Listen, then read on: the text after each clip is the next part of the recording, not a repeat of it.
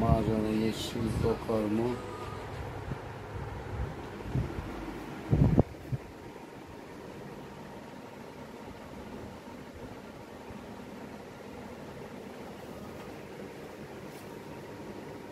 কাজী ফাতেমা শেখার শিল্পকর্মশালা। আজ হচ্ছে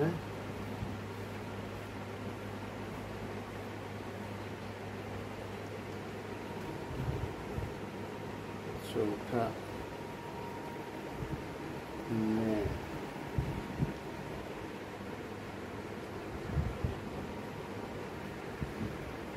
2024 শনিবার।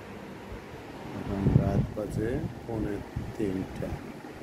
ছেলে করছে পড়াশোনা, ওই যে বিড়ালটা ঘুমাচ্ছে।